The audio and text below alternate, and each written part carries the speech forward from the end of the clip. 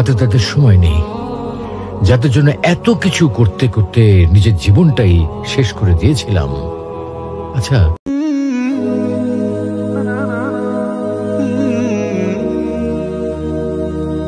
আজ থেকে 100 বছর পর ক্যালেন্ডারের পাতায় যখন 2124 সাল, আমাদের প্রায় প্রত্যেকের দেহ তখন মাটির নিচে, অস্তিত্ব তখন রূহের জগতে। ইতিমধ্যে ফেলে যাওয়া আমাদের সেই সুন্দর বাড়িটা হয়তো পরবর্তী প্রজন্ম ভোগ করছে। পছন্দের কাপড়গুলো ব্যাকডেটেড হয়ে গেছে। শখের গাড়িটা হয়তো অন্য কেউ চালাচ্ছে, আর আমায় খুব কম জনই স্মরণে রেখেছে। হয়তো হয়তো কেউ ভাবেও না।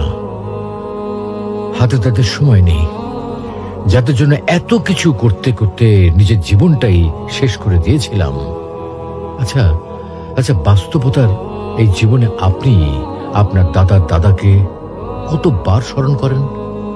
আপনার দাদির দাদির কথা আপনি কখনো কি আপনার মনে পড়ে?